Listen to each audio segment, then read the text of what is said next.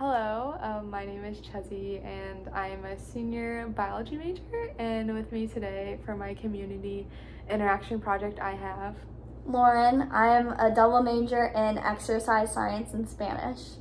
Yes, so today we're going to be talking about social media and how it's impacted society and what I've learned from this class.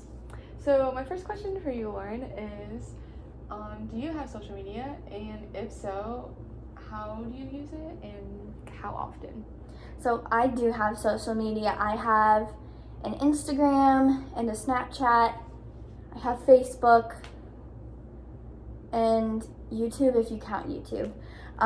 So I use my Instagram and my Snapchat for entertainment and to catch up with my friends. So I follow my friends on Instagram and on Snapchat, and it's just nice to see like friends from my hometown and people that I've met that might live across the country. It's just fun to see what they're up to. And then I use my Facebook, especially for my sorority. They post a lot of updates on my sorority's Facebook page, and it's our job to go on to Facebook and to see what's happening. So for example, they post our service log on there, or different volunteer logs on there. And then I use my YouTube to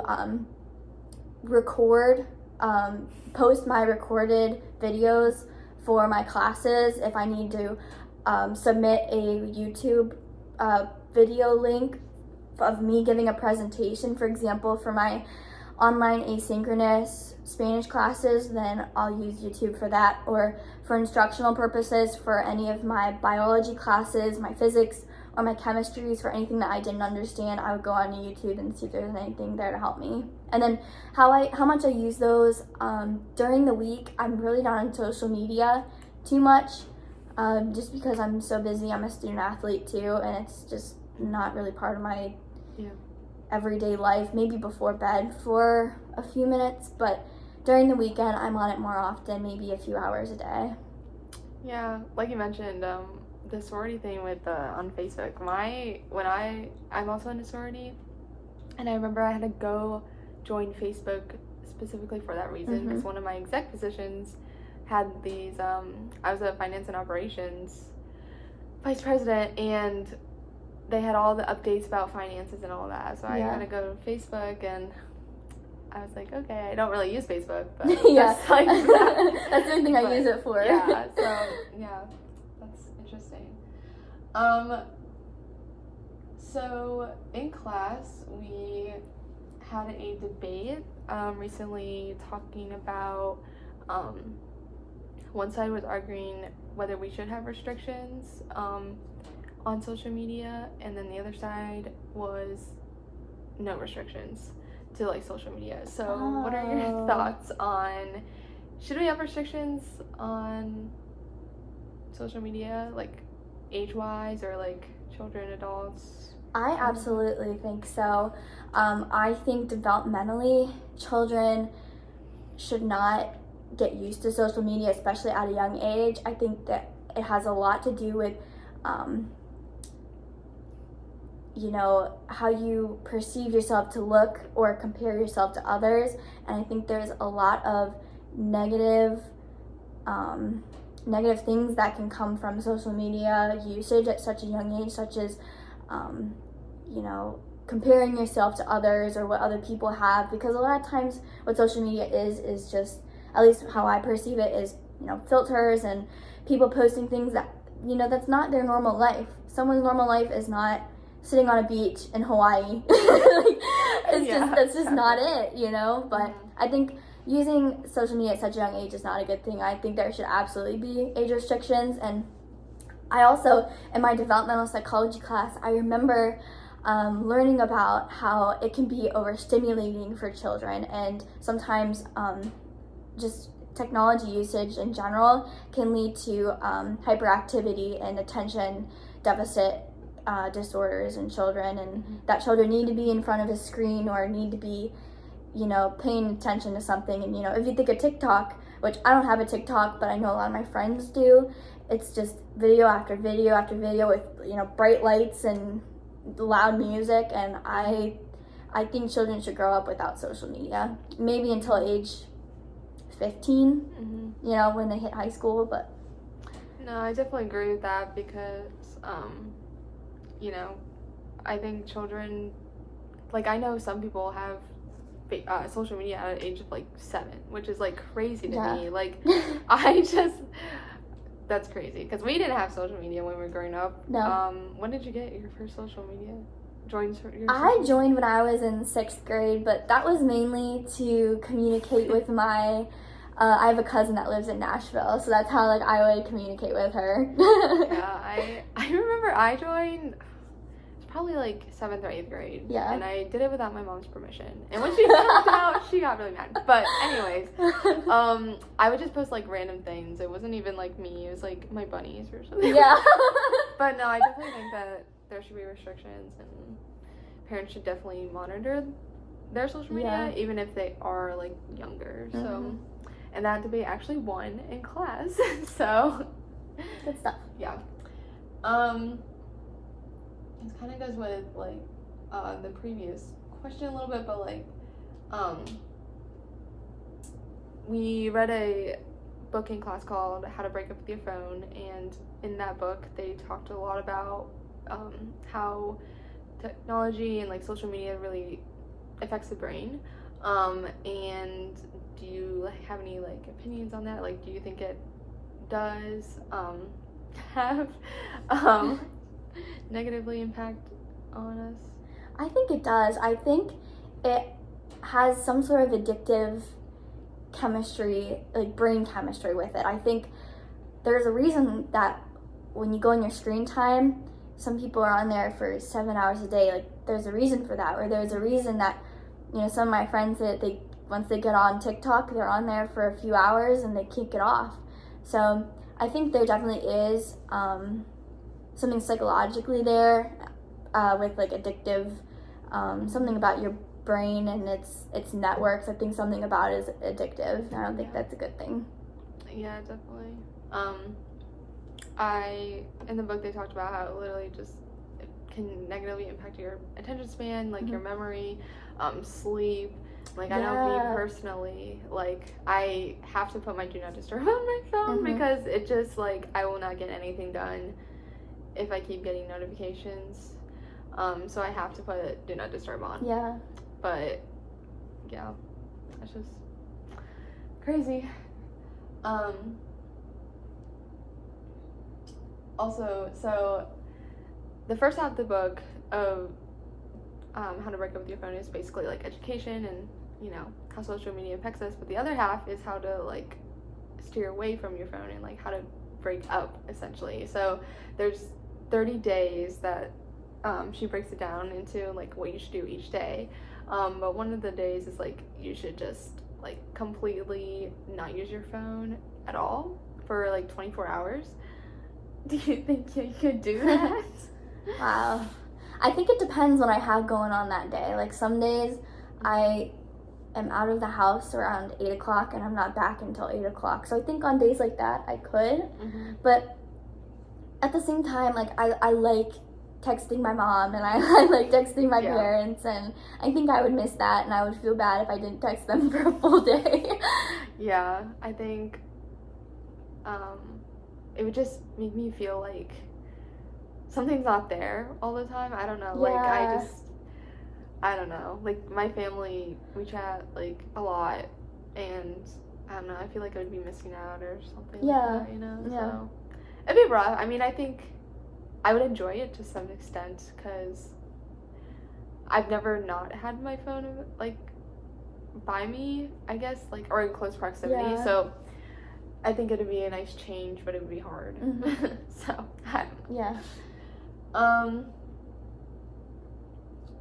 So another thing I wanted to touch on was kind of how you've used social media through education wise, whether that be through YouTube, Instagram, whatever.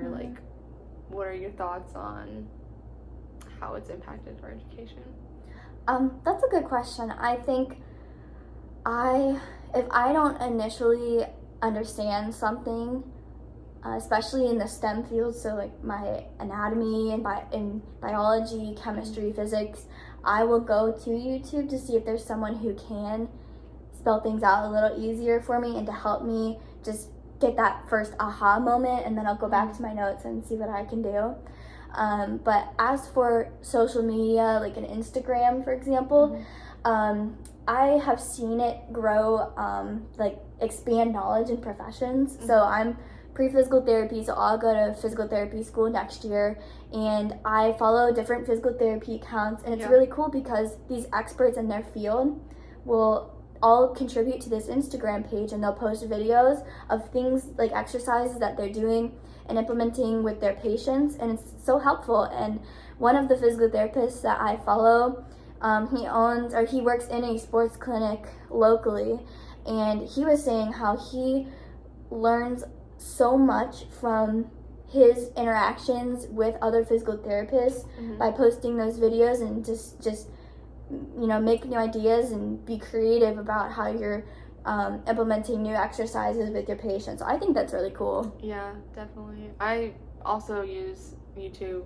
I've used it so much for my classes, like biology, chemistry, because I sometimes just like don't get things right away, and I just need like other people to explain it to me, and sometimes it clicks. So I found it helpful, and also like kind of same thing in my field going into the PA profession, social media.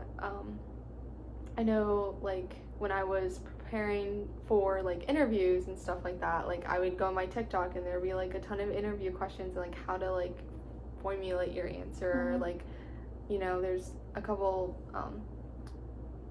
like PA coaches out there on TikTok that really like I've watched a lot, and they gave me like good knowledge of like how to approach the application cycle and what the prereqs are and what not to do, what to do. So I think it's been helpful in that aspect. So I totally agree.